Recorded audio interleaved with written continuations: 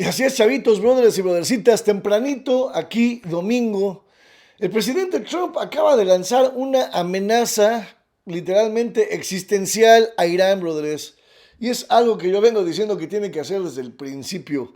Dijo que si no se ponen las pilas y si no firman el acuerdo de paz, los va a desaparecer del planeta Tierra. Y no a besos, ya saben a qué, brothers, así, todo. Toda la infraestructura que falta, puentes, plantas de energía, todo va a desaparecer. Y lo dijo en serio y no creo que esté jugando.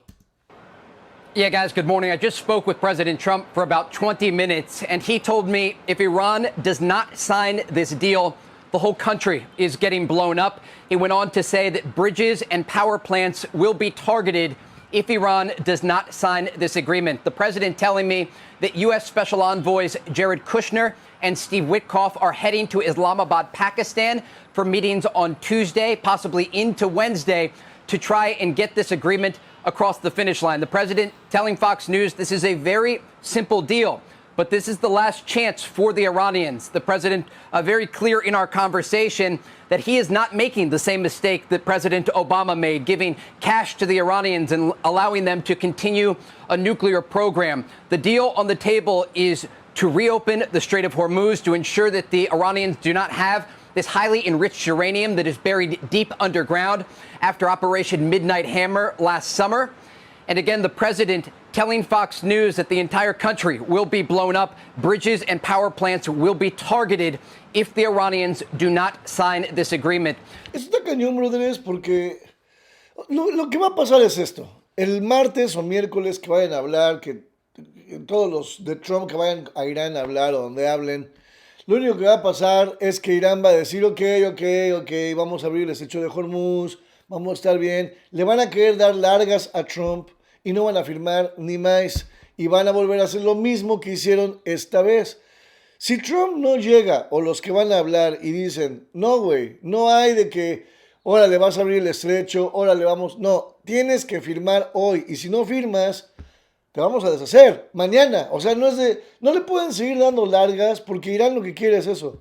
Alargar la guerra que le afecta a Trump en cuestión de alargar. Sabe que entre más alargue la guerra, el Congreso le puede de repente, si llegan a pasar de 60 días, Trump tendría que pedir permiso al Congreso para otros 30. O sea, se le complica a Trump el rollo. Y eso es lo que quieren los iraníes. Trump tiene que llegar y decir, güey, si no firmas hoy, mañana a las 8 de la mañana no tienes país, punto. Y no hay vuelta atrás, no hay negociación. Es o firmas o desapareces, no hay de otra. Pero si no llegan con esa mentalidad, esto se va a alargar y entonces sí Trump lo va a sentir. Y no nada más Trump, el mercado a nivel mundial, brothers.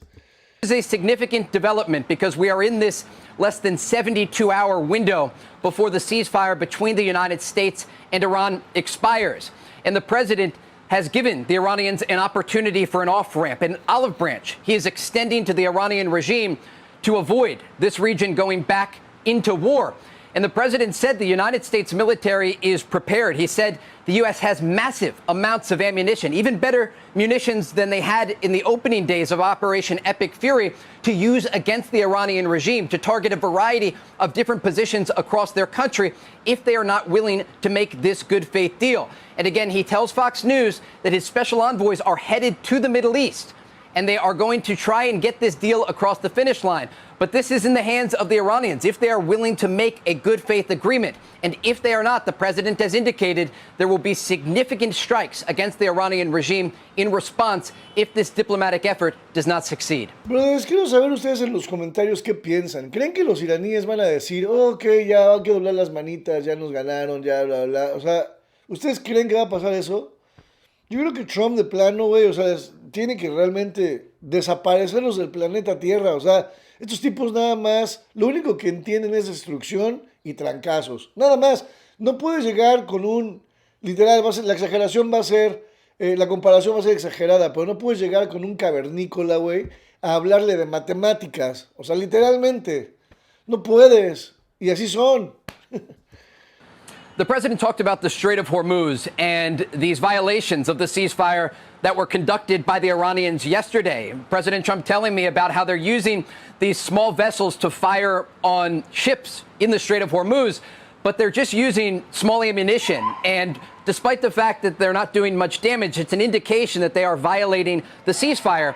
And then the question is, well, why are they not doing much damage? And that is because more than 150 Iranian vessels are currently at the bottom of the sea. During Operation Epic Fury, the United States hammered the Iranian Navy, and they had prepared for a possible confrontation with the United States, but not enough, because the U.S. was so successful in these strikes that much of the Navy vessels the Iranians had prepared were not able to be used. And that is the reason that they have to use these smaller vessels to threaten international shipping lanes. And again, this speaks to the success of Operation Epic Fury and just the inability of the Iranian regime to even respond and to violate the ceasefire in this manner. And so that is one of the key pillars of this broader agreement that President Trump is demanding the Iranian regime sign.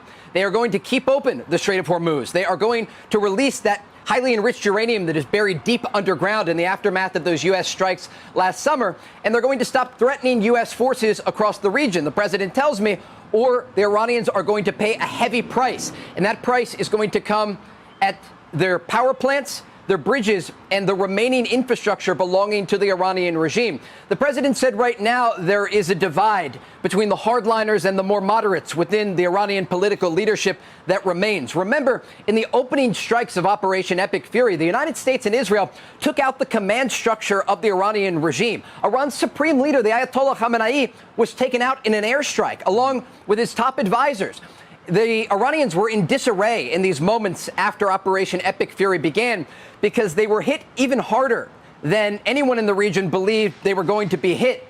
And again, this speaks to the inability of the Iranians to not only defend their top leaders, but also defend their military structure. When we think about the threat Iran posed before Operation Epic Fury began, they were basically trying to get a nuclear weapon. They told negotiators they had enough highly enriched uranium for 11 nuclear bombs. And this was an indication to President Trump something had to be done. O sea, él lo está diciendo, brothers.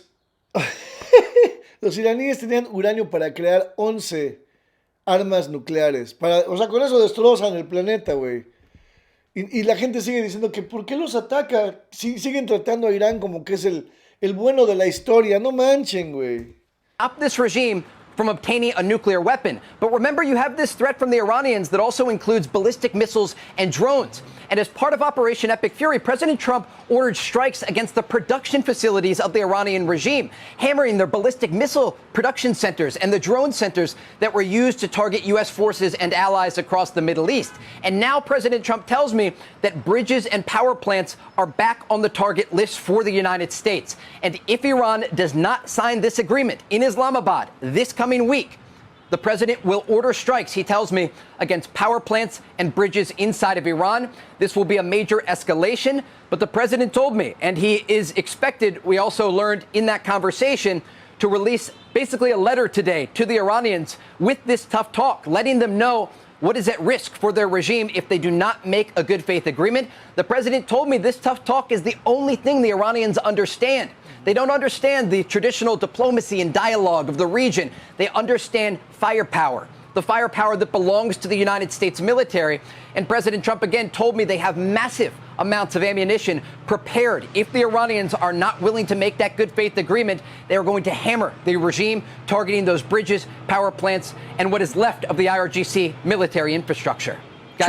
Y es lo que les digo, brothers, con este tipo de cavernícolas no puedes llegar a hablarles de el espacio o cálculo diferencial e integral.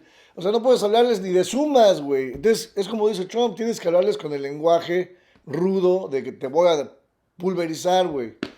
A ver si así entienden. Déjame saber qué piensan, brothers. Volvemos a las andadas. Esto está cañón. Y Trump tiene que terminar la guerra pronto por el bien de todos. Literalmente. Suscríbanse, compartan. Vamos a ver qué pasa. Los amo. ¡Mua!